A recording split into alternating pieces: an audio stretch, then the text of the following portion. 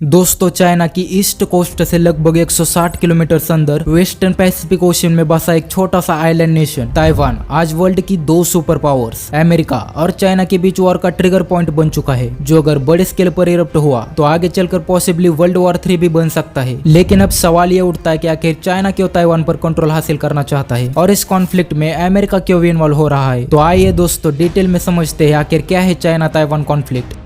China has been increasing its activity. Taiwan accused the Chinese army of simulating an attack. China says it will fight to the very end. Amidst the heated exchanges between China and the United States or Taiwan. 17th century के दौरान Taiwan का control China की Qing dynasty के हाथों में था, लेकिन 1895 में पहले साइनो जापानीज वॉर में हारने के बाद क्विंग ने एक समझौते के तहत ताइवान जापान को सौंप दिया। 1895 से 1945 तक ताइवान पर जापान ने रूल किया, लेकिन 1945 में वर्ल्ड वॉर 2 के एंड में जापान को सरेंडर करना पड़ा और रिपब्लिक ऑफ चाइना गवर्नमेंट ने ताइवान पर कंट्रोल हासिल कर दिया। 1949 में चाइना की दो पार्टीज कम्युनिस्ट और नेशनलिस्ट के बीच सिविल वॉर ब्रेकआउट हुआ, जिसमें कम्युनिस्ट पार्टी ने माओ जेडंग की लीडरशिप में मेनलैंड चाइना में गवर्नमेंट एस्टेब्लिश किया। नेशनलिस्ट कोमिंतंग पार्टी का चीफ शियांग काइशेक को इस वॉर में हारने के बाद चाइना छोड़कर भागना पड़ा। शियांग काइशेक के साथ करीब 12 लाख लोगों ने ताइवान जाकर इस आइलैंड को इंडिपेंडेंटली एडमिनिस्टर करना शुरू किया। दोस्तों, मेनलैंड चाइना को officially People's Republic of China और ताइवान को रिपब्लिक ऑफ चाइना कहा जाता है। हालांकि ताइवान आज एक इंडिपेंडेंट आइलैंड है। ताइवान का सेपरेट गवर्नमेंट, सेपरेट कॉन्स्टिट्यूशन और फ्लैग भी है। ताइवान का पॉपुलेशन 23 मिलियन है और ताइवानीज आर्मी में 3 लाख सोल्जर्स है। लेकिन इंटरनेशनली ताइवान को एक सोवरेन कंट्री के तौर पर रिकॉग्नाइज नहीं किया जाता है। यहाँ तक कि ताइवान यूनाइटेड नेशंस और दूसरे इंटरनेशनल ऑर्गेनाइजेशंस का भी मेंबर नहीं है। इसका कारण ये है कि चाइना हमेशा एसर्ट करता है कि चाइना सिर्फ एक ही है और ताइवान चाइना का ही प्रोविंस है। इस अप्रोच को चाइना वन चाइना पॉलिसी कहता है। चाइनीज गवर्नमेंट चाहती है कि दुनिया पीपल्स रिपब्लिक ऑफ चाइना को ही चाइना का ऑफिशियल गवर्नमेंट समझे और ताइवान के साथ कोई भी देश ऑफिशियल डिप्लोमेटिक रिलेशंस न बनाए। सो जो कंट्री ताइवान के साथ डिप्लोमेटिक रिलेशंस एस्टेब्लिश करने की कोशिश करती है या ताइवान को सेपरेट कंट्री कंसिडर करती है, उसे चाइनीज गवर्नमेंट से बैकलैश फेस करना पड़ता है। चाइना उस कंट्री के साथ ट्रेड और डिप्लोमेटिक टाइज एंड करता है और इसलिए आज के डेट में सिर्फ 14 कंट्रीज ताइवान को ऑफिशियली रिकॉग्नाइज करती है। चाइना ताइवान को चाइना की ही टेरिटरी कंसिडर करता है और उसे चाइनीज मेनलैंड के साथ यूनिफाई करना चाहता है, क्योंकि चाइनीज पर्सपेक्टिव से ताइवान के बिना चाइना कभी ग्रेट पावर नहीं बन सकता। और ये बात गलत भी नहीं है, क्योंकि पैसिफिक ओशन में ताइवान की स्ट्रेटेजिक लोकेशन चाइना के लिए बहुत इंपॉर्टेंट है। ताइवान ईस्ट चाइना सी, साउथ चाइना सी और फिलीपीन सी के कॉन्करेंस पर लोकेटेड है। सो अगर चाइना ताइवान पर रूल करता है तो चाइना के पास पैसिफिक ओशन रीजन में अनकंट्रोल्ड पावर होगी। चाइना और ताइवान को सेपरेट करने वाली ताइवान स्ट्रेट वर्ल्ड का one of the most busiest business route है और नियरली 90% ऑफ चाइनीज, जापानीज और कोरियन ट्रेड इसी रूट से एशिया, मिडिल ईस्ट और इंडिया को पास होता है। और क्योंकि चाइनीज इकोनॉमी एक्सपोर्ट पर डिपेंडेंट है, इसलिए चाइना ताइवान पर कंट्रोल करके इस इंपॉर्टेंट ट्रेड रूट पर एब्सोल्यूट कंट्रोल पाना चाहता है। साथ ही साथ ताइवान पिछले कुछ दशकों में रैपिडली ग्रो हुआ है। इंटरनेशनल मॉनेटरी फंड के एक रिपोर्ट के अकॉर्डिंग 2021 में ताइवान की जीडीपी 790 बिलियन यूएस डॉलर्स थी, जो उसे वर्ल्ड की 21st लार्जेस्ट इकोनॉमी बनाता है। World wide 65% semiconductor chip business Taiwan dominate करता है। चाइना के साथ पूरा वर्ल्ड उनकी सेमीकंडक्टर चिप रिक्वायरमेंट्स के लिए ताइवान पर डिपेंडेंट है और ऐसे सिनेरियो में चाइना ताइवान पर अपना हक जताकर एक तीर से 3 निशान लगाना चाहता है। फर्स्टली, अगर ताइवान चाइना के साथ यूनिफाई हुआ तो चाइना की जीडीपी बूस्ट होगी। सेकंडली, सेमीकंडक्टर चिप मार्केट में चाइना वर्ल्ड लीडर बन जाएगा। और थर्डली, ताइवान स्ट्रेट को कंट्रोल करके चाइना इंडिया और नॉर्थ एशियन कंट्रीज के बीच ट्रेड को कट ऑफ कर सकता है, जो अल्टीमेटली इंडियन इकोनॉमी को काफी नुकसान पहुंचा सकता है। अब अमेरिकन पॉइंट ऑफ व्यू से भी ताइवान काफी इंपॉर्टेंट है। सेकेंड वर्ल्ड वॉर से 1979 तक यूएस और ताइवान के बीच काफी क्लोज डिप्लोमेटिक रिलेशंस थे। अमेरिका रिपब्लिक ऑफ चाइना को ही चाइना का ऑफिशियल गवर्नमेंट मानता था, लेकिन 1979 में यूएस प्रेसिडेंट जिमी कार्टर ने ताइवान के साथ सभी डिप्लोमेटिक रिलेशंस एंड किए और पीपल्स रिपब्लिक ऑफ चाइना को ऑफिशियली रिकॉग्नाइज किया। हालांकि बाद में यूएस कांग्रेस में ताइवान रिलेशंस एक्ट पास किया गया। इस एक्ट के तहत अमेरिका ताइवान के सेल्फ डिफेंस के लिए मिलिट्री वेपन सप्लाई करेगा और अगर चाइना ताइवान पर अटैक करता है तो यूएस इस बात को सीरियसली लेगा और ताइवान को चाइनीज अटैक से बचाएगा। सो यूएस भी चाइना की वन चाइना पॉलिसी फॉलो करता है और पीपल्स रिपब्लिक ऑफ चाइना को ही चाइना का ऑफिशियल गवर्नमेंट कंसिडर करता है। यूएस ताइवान को एक सेपरेट कंट्री के तौर पर रिकॉग्नाइज नहीं करता है और ना ही ऑफिशियल डिप्लोमेटिक टाइज मेंटेन करता है, लेकिन अनऑफिशियली दोनों के बीच काफी गहरे संबंध है। वर्ल्ड वाइड ताइवान यूएस का 8th लार्जेस्ट ट्रेडिंग पार्टनर है और ताइवान के सेल्फ डिफेंस के लिए US billions of dollars worth weapons Taiwan को प्रोवाइड कराता है। और रिसेंटली यूएस